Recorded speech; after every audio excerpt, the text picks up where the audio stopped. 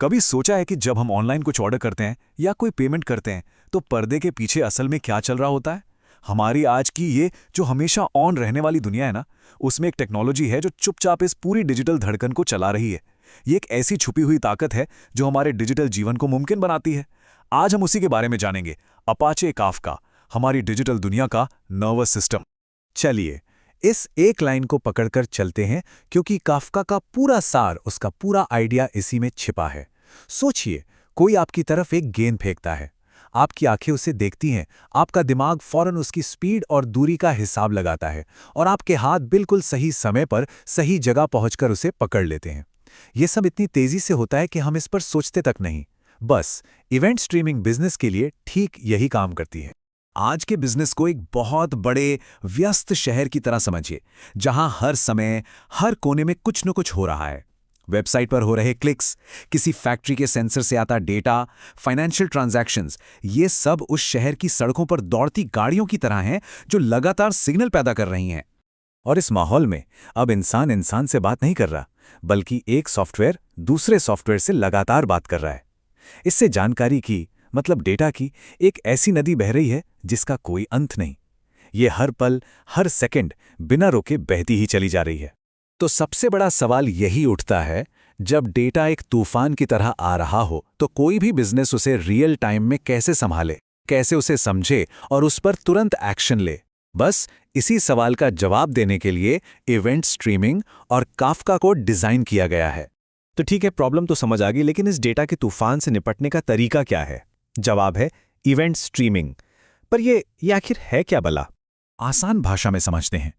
जैसे ही कोई इवेंट या कोई भी घटना होती है, जैसे कि एक पेमेंट किया गया या किसी यूजर ने लॉगिन किया, इवेंट स्ट्रीमिंग उसे उसी पल पकड़ लेती है।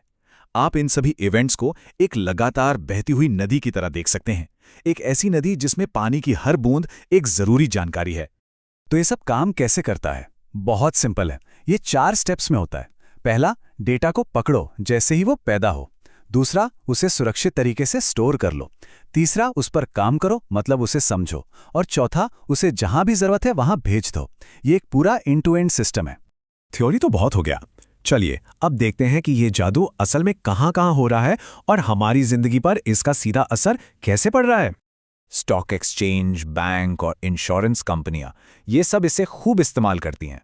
जब भी कोई अपना कार्ड स्वाइप करता है या फोन से पेमेंट करता है तो काफका ही पर्दे के पीछे ये पक्का करता है कि पैसा तुरंत और सुरक्षित तरीके से पहुंच जाए। जरा सोचिए कि आपने एक ऑनलाइन स्टोर से कुछ ऑर्डर किया है। इवेंट स्ट्रीमिंग के बिना यह पता लगाना प्राय नामुमकिन होगा कि आपका पैकेज इस वक्त कहां है। लेकिन इसके साथ आप हर कदम पर अपने पैकेज को ट्रैक कर सकते हैं, फैक्ट्री के वेयरहाउस से लेकर आपके दरवाजे तक। रिटेल और ट्रैवल ऐप्स के लिए तो ये मतलब एक तरह से गेम चेंजर है। जैसे ही कोई कुछ ऑर्डर करता है, सिस्टम उसी सेकंड उसे प्रोसेस करना शुरू कर देता है। ये टेक्नोलॉजी पक्का करती है कि हमारी जो भी इच्छा है वो तुरंत पूरी हो। ये सिर्फ बाहरी कामों के लिए नहीं है, ये कंपनियों के अंदर भी काम करता है, जिसे हम इवेंट ड्रिवन आर्किटेक्चर कहते हैं। इसे डोमिनोज की गिरनी जैसा समझिए, जहां एक घटना दूसरी को, दूसरी तीसरी को ट्रिगर करती है। इससे कंपनियां ज्यादा तेजी और असरदार तरीके से काम कर पाती है। तो इस पूरी इवेंट स्ट्रीमिंग की कहानी के पीछे का असली हीरो कौन है? वो इंजन क्या है जो ये सब कुछ चला रहा है? वो है अपाचे काफका। यही वो टेक्नोलॉजी है जो इन सब चीजों को इतने बड़े स्केल पर मुमकिन बनाती है। काफका ये सब कुछ करने के लिए सिर्फ 3 मेन चीजें, या कहिए 3 मुख्य क्षमताएं देता है। सिर्फ 3, लेकिन ये बहुत ही पावरफुल हैं। आइए देखते हैं कि ये क्या है।